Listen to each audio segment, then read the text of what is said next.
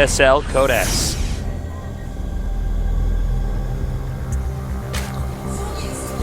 All right, in the upper right, somehow he's down one game. He needs to come back. He's the Game Genie Terran, the best Terran in the world. He is. I am MVP. MVP, or however the voice says it. And he needs to come back right now. Moving on, in the blue, sometimes a yummy drink, also the best Zerg in the world. I am nasty.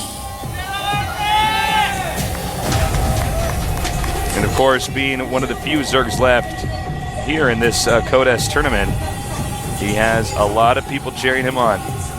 Oh, he certainly does, Tasteless. He is. He's like, look at this, looks like a hero. reptilian. Those are his nesticles. Nice. Oh, look at that sign for us. Oh. Oh. They are so sweet. Oh, those guys still want to be best friends with us. All right. All right, so gas first build for MVP. We might be seeing something a little bit wild here. Actually, it's not gas first. Actually, where is his? Oh, It's outside. I'm like, where's his barracks? Okay. He's going for like the no barracks build. He's like, he actually MVP's so good he beats NesTea by just making refineries around the map and stuff.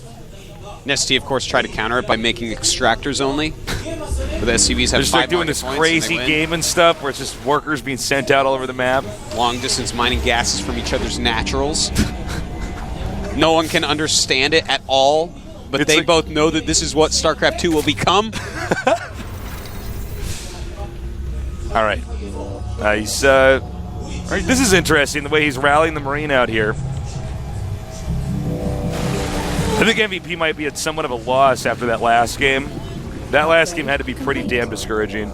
Well, I would say so, man. When he killed that hatchery and he still had a ton of supply and he had like this ultimate army against what NesTea was doing. And then NesTea like just waited, said, yeah, have that hatchery.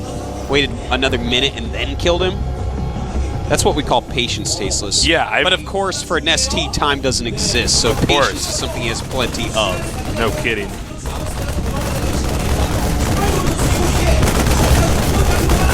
Well, this was actually so good by MVP. Yeah. He just knew exactly where NesTea's first Overlord goes to, and he's like, all right, these guys actually know each other's playstyles so well. Oh, they do. Well, it takes someone perfect to know someone perfect, Tasteless. It does. And that's why these two are rivals and you and I are best friends. Actually, when NesTea and MVP look at each other, it's just like two mirrors reflecting off of each other. You ever been in a bathroom with like two mirrors and like they're reflecting off each other, and I'm like, oh, who put these two mirrors like wall to wall like this? Like now it looks like I'm stuck in like a portal. Well, that's what NesTea sees all the time. He looks places and he sees infinity. He's like Raceland. He sees things getting older and shriveling up before his eyes. He like sees what you look like when you're old and when you were a baby. Taste he sees it all at once. He's actually like everywhere at once. He's like Dr. Manhattan from Watchmen. He is everywhere at once, that's for sure. He's also blue and he's naked. No one can explain it. All right, now we have the Hellion coming down here, and I don't think this is going to do much. I think he's just taking a glimpse. Nope. Not too much at all. We do He's have... going to do the same build, yeah, man. MVP is all about Hellions right now. He wants to raise some hell on NesTea. All right, 41 supply for NesTea, 31 supply for MVP. That's not too much of a big deal, though. It's still so early here. You know, NesTea making a lot of drones, getting his speed upgrade. No Roach Warren yet, though. Adding a second geyser. We'll have to see if he goes Roach Warren, because if he doesn't, it gets pretty hard to hold off this many Blue Flame Hellions that we're going to be seeing out of MVP here. All right. The factory's landed to... no, actually, I'm sorry. He's not doing the same thing as the previous game. Excuse me. Because it's Blue Flame. MVP actually not actually using the same build. Yeah. Game number one, which is pretty rare for him. That's true.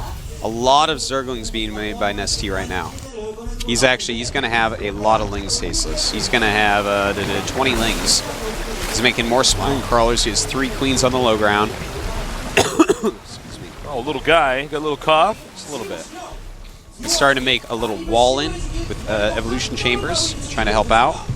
Actually, look, his defense right now, NesTea's is so good. It is. With his structure placement. But you know what? I mean, Hellions do just melt Zerglings. They do.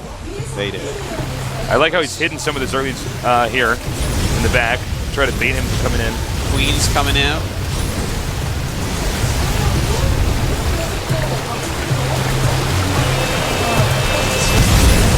All right, he did just destroy a creep tumor. You can see NesTea a actually. flank here, Tasteless. Oh.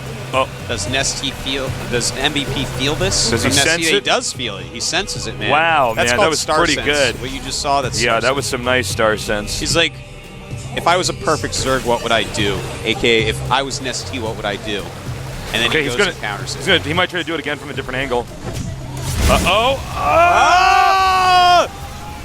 And, well, is it enough? Well, he got the surround, but I mean, those are Zerglings. They're not good against Hellions. yeah, he's greatly damaged the Hellions, so the Hellions can't really poke as much anymore. The Spinecrawlers will kill quite a few of those. He has 2 in the red, 1 in the yellow, and 2 pumpkin Hellions.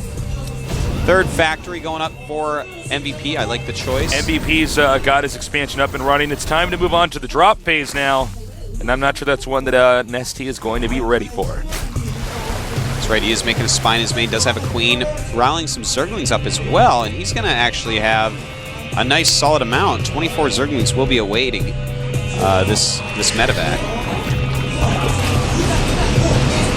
All right, the Hellions are out.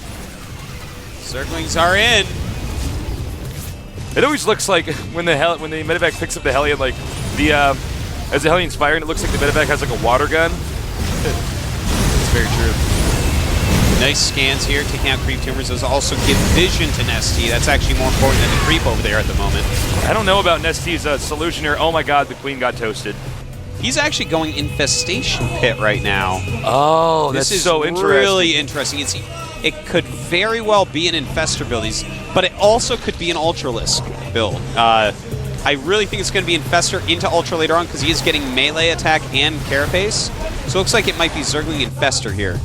And here we go. Whoa, he actually just dropped in. Whoa, okay, what was MVP doing there? He's like, here, these guys are fired. Take them. By the way, he went 2 factory Blue Flame Hellion plus drops. Drone kill number 0. That's right, guys. He has not killed a single drone here. The entire function of this strategy is to destroy drones. Perhaps that's going to change now. Perhaps he's actually going to do that damage he needs to do. Ooh.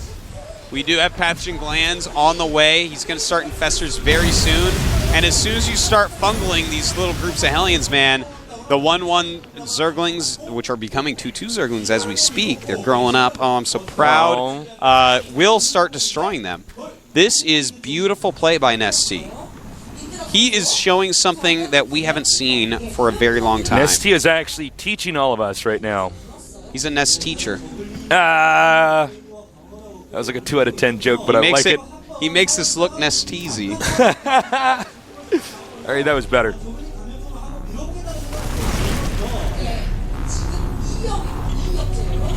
All right, Hellions just moving about the map.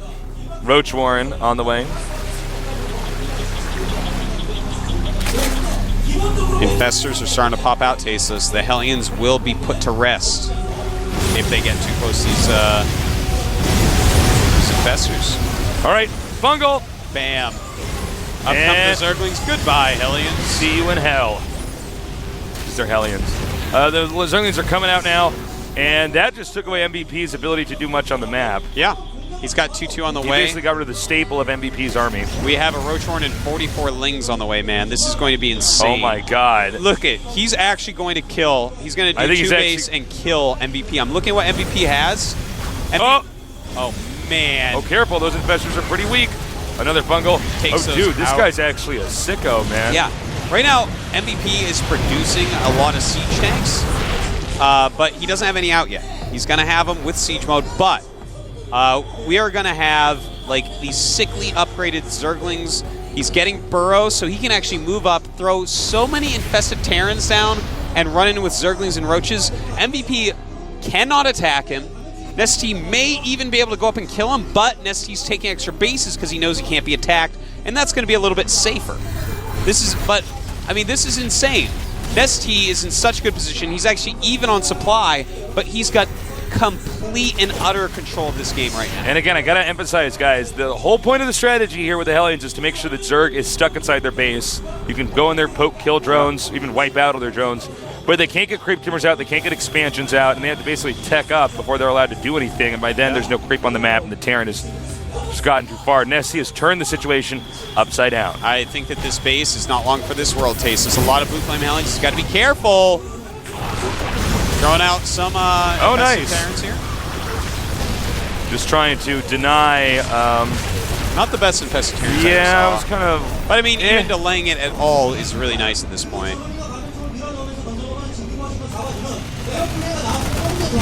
I was a Terran once. I'd be there trying to reason with him. Don't you remember it's me? Another Terran. Oh, you're one of those guys? Yeah, man. Tasteless, if something mind controlled you and I had to kill you, I would kill you so quick. I'd be like, bye, Tasteless, as I put the gun in your mouth and pull the trigger. Your Tasteless brain is all over the wall. I see the happy memories of you and I in the brain on the wall. It splatters into you and I doing the GSL this is like together. the saddest thing I've ever heard. Like, well, Tasteless, I'm not. I mean, I've whenever been turned into a Zerg. I'm an infested Terran. Whenever someone's trying to reason with the zombie friend bites him and he turns into a zombie. Actually, I think there was one movie where like he reasoned with the zombie and it was actually stupid. The zombie was like, "Okay, I understand now." I was like, "Really? You're gonna no?" That's like, the route you guys are gonna go down? You down? went for the zombie's emotional traits? I just don't know what to say. That's funny. Yeah, I'm not even kidding. I forget which one it was, but I actually saw that. I probably saw it. I just don't remember. Blocked it out of my memory. We do have these Hellions trying to do something. You're going to run into 1,000 He's like, yeah, roaches. we're roaches. You need to get out. You need a GTFO. Yeah. Baneling speed, Mutalisk attack, and roach damage on the way. You said 17 drones on the way. There's actually more SCVs out than drones, but again, he has full map control. Getting out a ton of drones right now. Oh, and in fact, look at this. It's so smart. Just going to shoot down some SCVs. Nice scan there. The counter to infested Terrans, Blue Flame Hellions. All right, a lot of Banelings on the way. And NesTea and MVP are almost maxed now, guys. Dude, I think we are actually going to see a planetary fortress wall in a minute. Yeah, we absolutely are. Because he realizes that, this is scary. I'm maxed, he's maxed, everyone's maxed. Old McDonald had a farm, Tasteless. You were way funnier than me today, Artosis. I just don't know what else to say. Well, I think this game's going to have to go on for a longer period of time. There's no way he's going to break the planetary wall. The Hellions have moved around. Wow, this is actually kind of crazy, man. NesTea taking more bases. I don't know what actually happens if you're both maxed out mech versus Zerg on this map. You know what I mean? Well, is this a map that you can really cut in half? So much of it's going to come down to how attacks take place. He is making planetaries. He's using Siege Shank Planetary right now. NesTea actually hasn't gone for Hive yet, which is blowing my mind. Like, he should have made that a long time ago. He has enough banked that he could have made it and he wouldn't notice that he made it. It's like silly not to have it right now, actually. He really does need to get it because there's a good chance he's going to need, and in fact, he's just making upgrades right now. He's queuing up extra upgrades in his Spires. That tells me he's not going to make the Hive anytime soon. Upgrade complete. Huh, that's interesting. Mineral field. Look at that. Looks like he wants to stay layer tech. I don't know. I think he thinks he can break him. I think he's find out. Oh, okay. He's going to do what damage he can here. And I think what we might actually see is a gigantic switch into Mutalisks. Right now we have out 4 anti-air, 4 Thors, and 3 Marines. That's the entire anti-air. Of course, there are a few turrets around as well. But if he does a massive switch over into Mutas, which we might actually see, we got a then drop that could over be here. good. Drop. He can put it over here in this corner. It's not well defended. Yeah. But I guess MVP's not going to attack as well with it either. Both these players have a pretty big bank right now. Yeah, that is the truth. Like, I think you might be right with the Mutalist thing, Artosis. That makes a lot of sense. Could be. I mean, the fact that he's getting that many upgrades, he is getting his Hive now, though, too. And, of course, you want to get that Greater Spire immediately upon Hive, against Mech especially.